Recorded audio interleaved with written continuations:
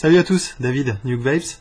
Aujourd'hui, on va parler de LIGO W. Alors LIGO W, c'est un atomiseur dry ou un atomiseur, un dripper, qui est fait par UD, donc les mêmes personnes, encore une fois, qui nous ont fait la GATD. Il y a plein de trucs de UD qui vont arriver en review là très bientôt, parce qu'ils ont été très productifs au niveau ato, donc ils ont fait pas mal de choses. Ça, c'est leur dripper. Alors c'est un dripper qui est pas tout jeune, je suis d'accord, la review arrive un peu tard. Mais en fait, dans cette review, je vais vous montrer un montage pour les drippers dual coil qui s'appelle le montage en roller coaster. Donc comment ça s'appelle, un grand 8, voilà. Sauf que ça fait pas un 8, mais bon, ça fait un looping en tout cas. Donc je vais vous montrer un peu ce montage. Donc c'est à base d'EcoWool, on va voir ça après en gros plan, mais d'abord on va parler un petit peu de Stato. Donc Stato déjà, vous pouvez le choper chez Cigavert, il est à 17,90 chez eux. Donc c'est un ato drip tout simple, avec une connexion 510 scellée, donc pas de fuite, mais d'un autre côté, vous n'allez pas pouvoir l'utiliser dans un bottom feeder. Si vous savez pas ce que c'est qu'un bottom feeder, c'est les modes qui fonctionnent avec une bouteille de juice à l'intérieur du mode. On appuie sur la bouteille, ça fait remonter le juice dans l'atomiseur, et ensuite on peut vaper. Il y a certains atos dry qui sont prévus pour ça, et il y en a d'autres qui ne le sont pas, comme par exemple LIGO W qui a une connexion scellée en bas. Donc vous avez une connexion 510 classique, non réglable, bon, rien de vraiment très spécial là-dedans. Au-dessus vous avez un plateau avec 3 plots, 3 vis. Ces 3 plots vont vous permettre de monter votre ato en dual coil, donc faire 2 résistances, une d'un côté, une de l'autre. Évidemment, pour aller avec ces 2 résistances, vous avez un top cap qui est percé déjà, à 2 endroits. Il va falloir caler ces trous d'air en face des résistances, évidemment, pour vaper. Et puis voilà. Et ensuite, vous avez un trou pour votre drip tip classique. À noter qu'il est fourni sans drip tip. Je vous conseille pour des atos de ce type-là, de passer sur des drip tips type résine, ou des drip tips un peu gros, parce que ça a tendance à chauffer. Enfin, en tout cas, le corps de l'ato a tendance à chauffer. Du coup, le drip tip a tendance à chauffer. Quand on utilise des drip tips métal là-dessus, voilà, ça peut être désagréable si on vape un petit moment dessus. J'ai pas remarqué spécialement que LIGO W chauffait. Simplement, déjà à cause du montage que je fais dessus, où les coils sont quand même relativement loin du top cap et du plateau, donc il y a vraiment rien qui chauffe, qui touche une partie en métal de l'ato, donc normalement ça devrait pas trop chauffer. Ça fait un moment que je vape dessus, c'est loin d'être insupportable à tenir, mais bon voilà, moi je préfère utiliser un drip tip en résine. Donc là, voilà à quoi ça ressemble de loin et tout sale. Donc vous inquiétez pas, on va le refaire en gros plan, tout près, tout ça. À l'intérieur, j'ai du fuel, donc c'est comme je suis en train de tester leur gamme. Je suis en train de tester le unisex. Bon voilà, il reste la moitié de la bouteille. Franchement, c'est vraiment très bon. Je sais pas du tout ce qu'ils ont mis là-dedans, mais ça a un bon goût. C'est un goût de plein de trucs, quoi. Mais c'est vraiment très bien, quoi. C'est un petit peu fruité, un petit peu, je sais pas, genre de cocktail. Mais c'est vraiment bon, quoi.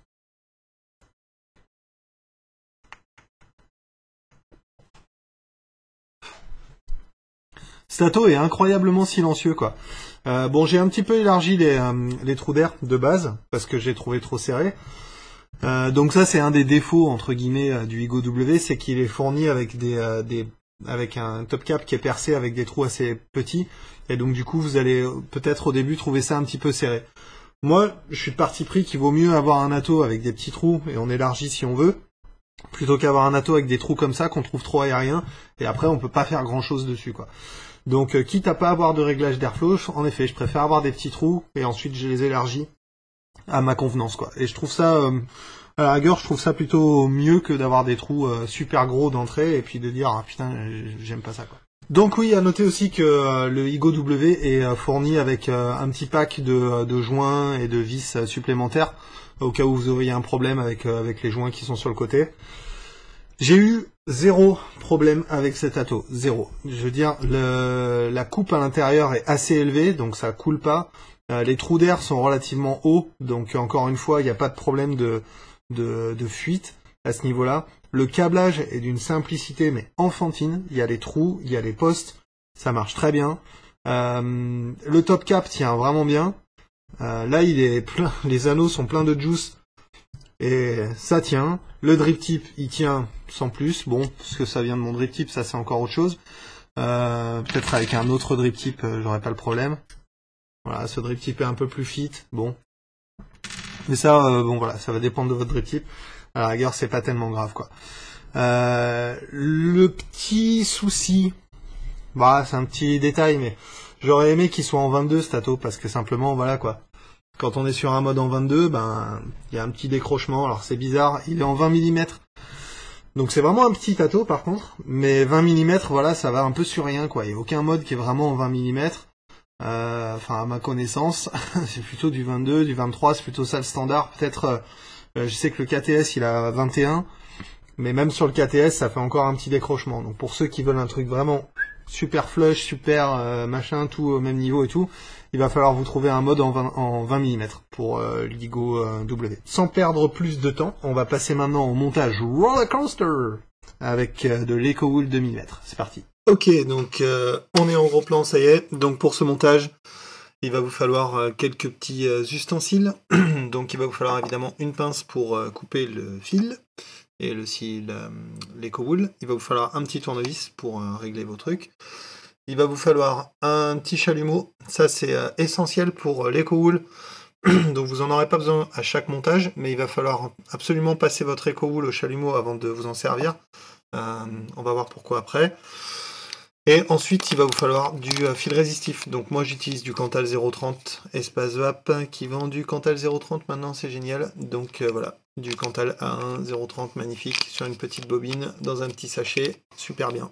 Et bien sûr, de l'EcoWool. Moi, perso, j'utilise de l'EcoWool 2 mm que j'ai acheté chez Vaporfreak. Voilà.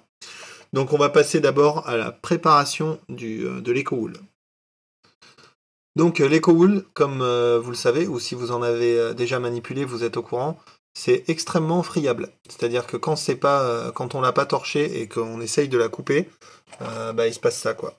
C'est-à-dire qu'on va essayer on va la couper et ça va se couper en... Enfin, donc voilà ce que ça donne. Donc ça va faire un truc comme ça, ça va être pas beau, ça va être chiant, ça va être moche, et en plus il va y avoir plein de fibres.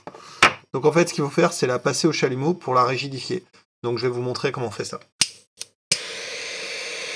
Donc vous allez faire attention de ne pas vous cramer, et ensuite bien passer l'EcoWool au chalumeau jusqu'à ce qu'elle rougisse.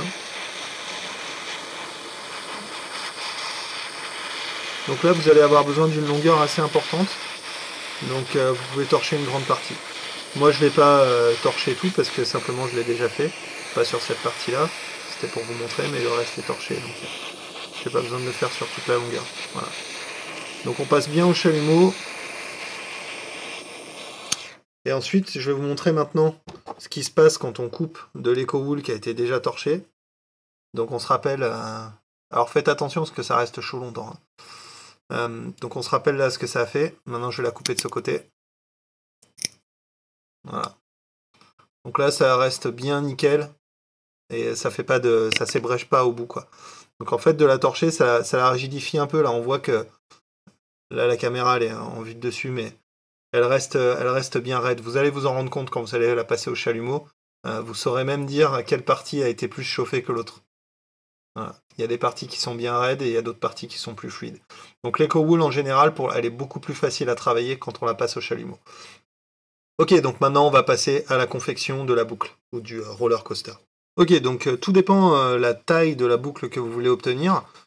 Plus la boucle sera grande, plus vous aurez de contenance. Donc moi personnellement, ce que je fais, j'utilise une 6 cm de 2 x 6 cm d'EcoWool. Donc j'ai coupé mon EcoWool à la bonne taille, et ensuite je la plie en deux.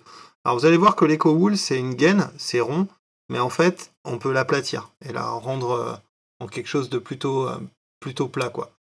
Donc moi ce que je fais, c'est que je l'aplatis bien sur toute sa longueur pour lui donner une forme plutôt plate. Et ensuite, je vais la plier comme ça.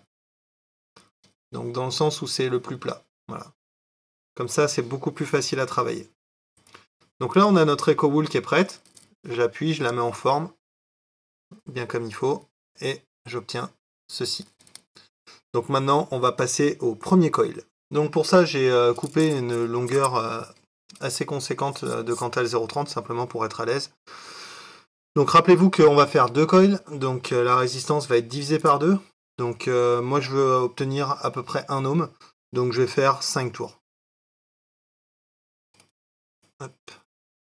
Donc la première résistance, je vais la faire pas de ce côté, mais de ce côté. Simplement parce que l'autre est plus facile après. Donc des côtés où c'est coupé, on commence bien au bord. Et ensuite on fait 5 jolies boucles. Et 5. Voilà, donc 5 boucles en tout. Ensuite, une fois que j'ai fait ça, bah, je vais venir couper les pattes. Enfin, une patte, celle-là.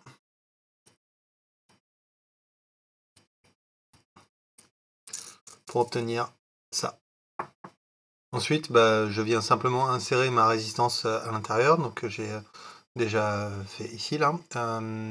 J'ai coupé le fil pour plus de simplicité après. Là, on voit que ça dépasse un petit peu. On découpera après par la suite. Donc après, les choses à contrôler, ben, est-ce que ça touche de tous les côtés? Ça, normal. Le deuxième truc à contrôler, est-ce que toutes les spires sont bien détachées les unes des autres? Ce qui n'est pas tout à fait le cas ici. Donc après, bah, simplement, je ferai un petit... on remettra les spires en forme. On va déjà faire le deuxième coil et tout mettre en place et tout serrer. Voilà. J'ai laissé cette vis desserrée, hein, bien entendu, puisqu'il va falloir passer le deuxième coil à l'intérieur de ça. Donc en fait, maintenant, ce qu'on va faire, on va venir présenter les cowls, comme ça. Tac. Et on va vouloir venir faire le montage du second coil sur cette extrémité-là. Comme ça, on aura un coil ici et un coil entre ces deux plots sur cette extrémité. Ok, donc j'ai fait mon second coil, donc identique au premier, 5 spires, quant à 0,30 évidemment. Donc là, une fois qu'on est comme ça, on va avoir une broche ici, enfin une patte ici, une patte ici. Donc ce que je vais faire, c'est que je vais venir présenter la première patte, qui va être là, et la rentrer déjà à l'intérieur du plot. D'accord? Et venir présenter l'autre. Et vous allez voir, tout va tomber nickel. Donc voilà, là, les deux sont présentés. Hop. Et ensuite, magie.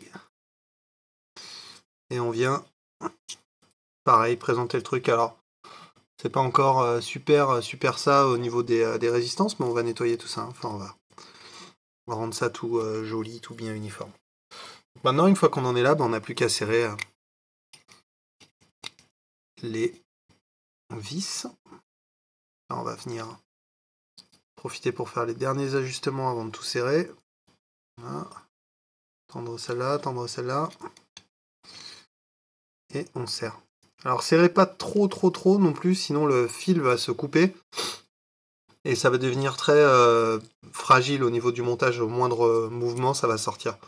Donc moi, ce que je préfère faire, c'est les couper direct avec une pince, un coupe-ongle, ce que vous avez.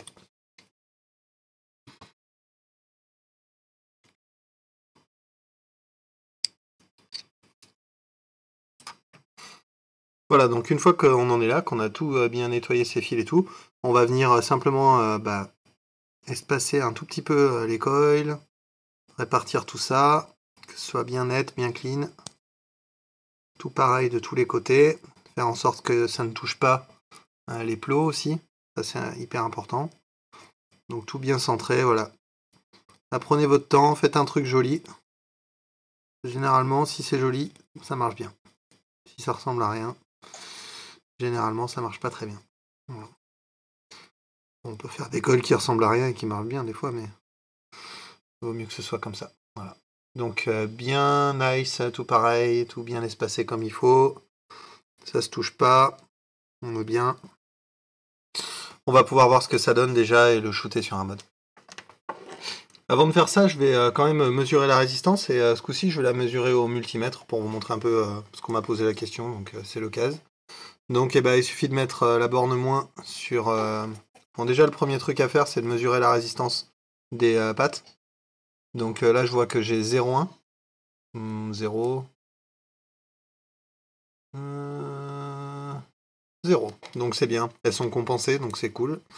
Donc je vais me mettre sur le moins et venir appuyer sur le plus et voir combien j'ai en résistance. Donc voilà, je suis à 0,8. Donc je suis un petit peu bas par rapport à ma cible de 1 ohm. Gardez à l'esprit aussi que voilà, les reconstructibles, c'est pas une science exacte. Parfois vous allez avoir 0,8, parfois 1. Ça va dépendre de à quel point vous avez serré votre coil, de tout ce que vous avez fait avant. Donc évidemment, voilà, c'est pas une science exacte, mais grosso modo, vous tomberez toujours à peu près à la même chose en fonction des coils que vous faites. Voilà. Donc là, 0.8, c'est bien pour un mode full mecha, c'est bien pour un mode électronique qui gère les résistances à 0.8. Maintenant, ce que je vais faire, je vais déjà préparer un petit peu ça parce qu'on voit que ça dépasse, il y a des choses qui sont pas très bien et tout. Donc déjà, je vais carrément éclaircir le truc pour que ça rentre dans le cap. Donc, déjà couper cette partie-là.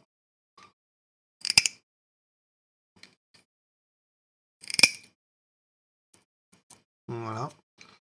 Donc l'EcoWool, c'est extrêmement friable. Ça a l'air solide comme ça, mais dès qu'on la coupe, c'est super friable, donc c'est chiant. Et là, je vais venir couper cette partie-là aussi. Et voilà ce qu'on obtient.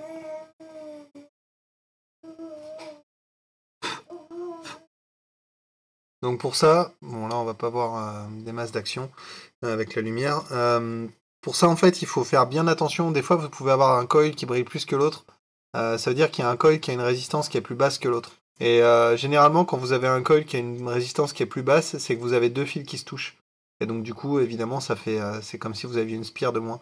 Donc il faut bien vérifier, surtout dans les endroits où on voit absolument rien, genre dessous, que vous n'avez pas des spires qui se touchent. Donc voilà, donc on va mettre un petit peu de juice là-dessus. Pour remplir ce montage, eh ben, il suffit de placer du juice sur votre EcoWool, tout simplement. Voilà.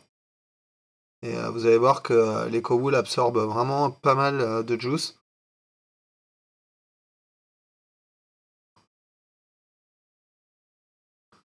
Donc on peut mettre quand même vraiment pas mal de juice dans deux brins d'EcoWool comme ça, je veux dire, ça en prend pas mal.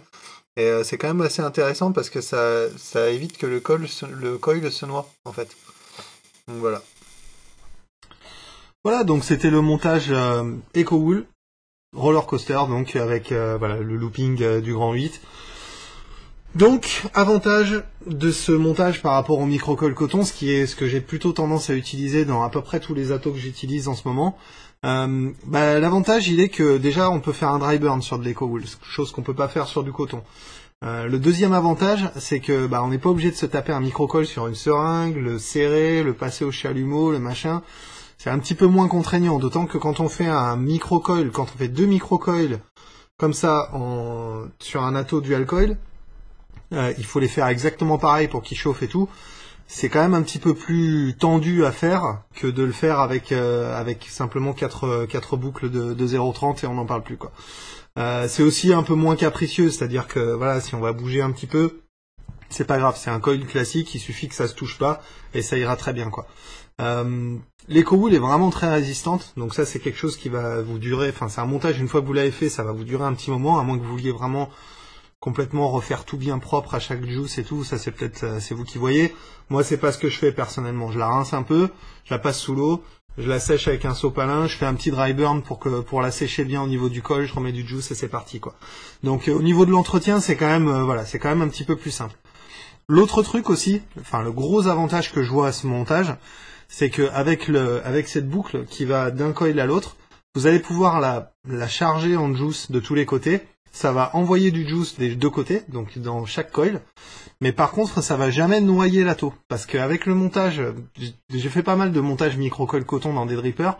Le problème qu'on a, c'est que souvent, on met plein de coton en bas et tout, ça a une super contenance, c'est génial.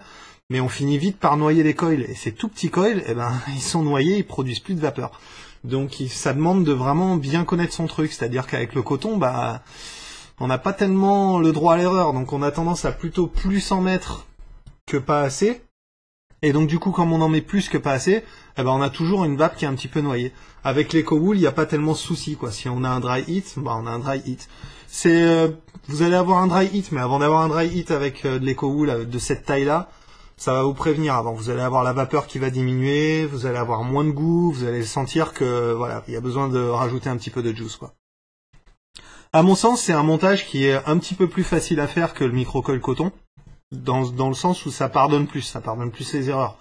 On peut ajuster, on peut avoir mis pas assez de juice, mais c'est pas grave, on aura un petit dry heat et puis on peut remettre un peu plus de juice derrière, c'est quand même plus pratique, quoi. Donc moi perso j'aime bien le montage roller coaster, c'est vraiment un bon petit montage. C'est pratique dans un dripper. Ça coule pas, le coil est jamais noyé, donc c'est vraiment un très bon avantage. Maintenant, on va passer un petit peu aux conclusions et au pourquoi du comment. Un atto drip, un atto dry comme ça, un dripper, ça doit faire partie de l'arsenal de tout bon vapeur qui se respecte. Je dis pas que si vous en avez pas, vous n'êtes pas un bon vapeur. C'est quoi un bon vapeur? Je l'attendais celle-là. Non, si vous n'êtes pas obligé d'avoir un dripper, mais disons que si vous faites par exemple du dye, si vous êtes en train de préparer des juices et tout ça, ou que vous testez beaucoup de juice, un atto dry c'est vraiment bien parce que ça évite de remplir un tank complet sur un juice qu'on n'aime pas trop. Après, il faut prendre une seringue, le vider, machin. Avec un atto dry, c'est beaucoup plus facile de tester les juices. On met quelques gouttes, on goûte, c'est pas mal ça, et on en met plein, et puis ensuite on vape. Donc ça déjà c'est vachement bien. Le deuxième truc, c'est que c'est des attos qui sont méga compacts. Je veux dire, c'est difficile à battre. Ça fait 25 mm de haut, 20 mm de large. Je veux dire, voilà quoi, ça c'est votre atto. Si vous aimez les setups qui sont vraiment compacts, genre 18-350, avec un petit atto comme ça, là vous pouvez pas faire plus compact quoi. Je sais que c'est un gros problème pour pas mal de gens, moi ça me dérange pas trop, je cherche pas trop la compacité dans mes setups, pas nécessairement, mais si vous cherchez la compacité, définitivement voilà, vous aurez une très très bonne vape et avec dans le minimum d'espace possible quoi. L'autre truc aussi, c'est que ça coule pas. Contrairement à un Genesis qui a un tank avec des trous, des machins, des effets de pression, etc. à l'intérieur d'un tank, avec un atto dry, bah voilà, vous chargez votre atto au moment où vous avez besoin de vaper, juste avant la pause, hop, on sature un peu les mèches et puis on peut vaper pendant 5 bonnes minutes avec ce montage-là, sans avoir besoin de remettre du juice. Donc c'est quand même relativement pratique, ça coule pas et puis on utilise que le juice qu'on a envie de vaper. Ça reste pas dans un tank, ça reste bien propre dans la bouteille, etc. Donc pour toutes ces raisons, et aussi pour le côté saveur aussi, parce qu'évidemment, comme on est directement au-dessus des coils et on vape, on a vraiment une bonne saveur dans un atto dry quoi. Donc c'est vrai que pour toutes ces raisons, ça en fait quand même un des indispensables quoi. C'est un truc que vous trouverez dans la plupart de l'arsenal des vapeurs un petit peu confirmés. C'est aussi un très très bon atto pour se mettre au reconstructif, pour commencer. Il est facile, il y a les trous, il y a les vis, on peut faire un coil avec du silica, mettre un peu de juice dessus et commencer à faire se faire un peu la main sur les reconstructibles. C'est pour ça que c'est ma recommandation. Pour tous les gens qui veulent commencer les reconstructibles, vous voulez passer des attos classiques type consommable aux reconstructibles, boum, Igo W, vous pouvez faire du dual coil, message, vous pouvez tester vos juices, vous pouvez faire plein de trucs et ça c'est vraiment très très bien quoi. Donc ça nous amène au plus-moins. Donc les plus de l'Igo W, le prix 17,90, je veux dire c'est vraiment vraiment pas cher. Pour ce prix-là, vous avez un atto de bonne qualité. Après, évidemment, c'est pas un Helios, c'est pas des super attos haut de gamme avec l'airflow réglable et tout, évidemment. Mais par contre, vous avez un truc qui est simple, qui fonctionne et qui est de bonne qualité. Si c'est tout ce que vous recherchez, c'est très bien. Il est en acier inoxydable, donc ça c'est bien, c'est pas du laiton chromé, donc c'est super. Le design, je trouve le design cool, il est vraiment épuré, voilà, plat, truc. Je trouvais toujours que l'Igo W avec son top cap un peu rond et tout, il faisait un petit peu bizarre sur la plupart des modes. Celui-là carré, même le fait qu'il soit en 20 mm, ça va. Je trouve que c'est pas trop, ça jure pas et ça fait un look super sympa quoi. Les plots troués, ça je trouve ça cool. On n'a pas besoin d'enrouler le fil autour d'une vis, etc. On a des plots avec des trous, on met les fils dedans, on visse et puis c'est fini quoi. Ça je trouve ça vraiment cool. Et voilà. On va passer au moins vite fait. Donc les moins pour certains qui sont un plus pour moi, le trou d'air de base qui est un petit peu fin, mais encore une fois, il vaut mieux avoir un trou trop petit qu'on peut élargir qu'un trou trop large sur lequel on peut pas faire grand chose à part se dire qu'on n'aime pas le tirant de cet atto. Donc ça je trouve ça plutôt pas mal quoi. Le diamètre en 20 mm, je trouve ça un petit peu bête. Je veux dire, si Udi nous avait fait la même chose en 22 mm, voilà, ce serait super. Bon, il est en 20 mm, ça vaut ce que ça vaut, mais c'est comme ça. Voilà. Donc c'est vraiment les deux seuls moins que je trouve à cet atto, parce qu'après tout le reste est vraiment très bien dessus. Donc c'est pas un atto que je recommande, c'est un atto qui est indispensable. Ce type d'atto en tout cas, donc que ce soit l'Igo W ou un autre, ou l'Igo L ou quoi. Après c'est vous qui voyez si vous avez envie de faire plutôt du dual coil, plutôt du single coil avec l'Igo L, ou encore autre chose, mais celui-là, voilà, celui-là est vraiment très bien pour commencer. Il est pas cher, donc allez-y, faites-vous plaisir. Moi, voilà, je trouve que c'est essentiel. À noter que à partir de maintenant, les commentaires dans YouTube seront désactivés. Simplement parce que c'est pas parce que je fais mon gros caca nerveux avec Google ou quoi, c'est que ça devient vraiment difficile pour moi de répondre aux gens parce que je reçois les notifications une fois sur deux. J'arrive pas, voilà, avant j'avais une boîte avec tous les messages et je pouvais répondre les uns après les autres et c'était vachement pratique. Maintenant j'ai plus ça. Il y a la moitié des messages qui passent à l'as. Quand je vais sur les vidéos, je regarde. Des fois, il y a des discussions qui sont commencées. J'en ai même pas été mis au courant. Donc du coup, voilà. Donc comme ça marche pas très bien et que ça me permet pas de vous répondre facilement, je préfère vous diriger vers nukevex.com. Donc il y aura un lien en bas dans cette description qui va vous permettre d'aller sur l'article directement sur nukevex.com et commenter. Donc vous cliquez, vous serez sur l'article, vous pouvez commenter direct. Vous pouvez vous loguer avec votre compte Facebook, vous pouvez créer un compte sur nukevex.com aussi comme ça, et vous pourrez commenter, et là vous serez sûr d'avoir une réponse. Voilà. Donc désolé pour ceux qui commentent tout le temps sur YouTube, j'ai fait un petit référendum sur Facebook, il m'a semblé que tout le monde était relativement unanime là-dessus, donc c'est comme ça maintenant. Si vraiment il y a un gros tollé et une levée de bouclier pour que les commentaires sur YouTube reviennent, ils reviendront, mais a priori ça vous dérange pas plus que ça, et moi ça me simplifie la vie à fond. Donc voilà. Donc à partir de maintenant, commentaires sur nukevex.com. Voilà. Donc c'est tout pour aujourd'hui. Je vous dis à la prochaine. Continuez de vous abonner sur la chaîne quand même pour être au courant des prochaines vidéos. Rejoignez-moi sur le Facebook, à facebook.com/nukevapes ou sur le site à nukevex.com tout simplement pour discuter avec moi et avec nous. Et puis voilà quoi. Et puis je vous dis à bientôt. Et puis en attendant, on continue de vaper.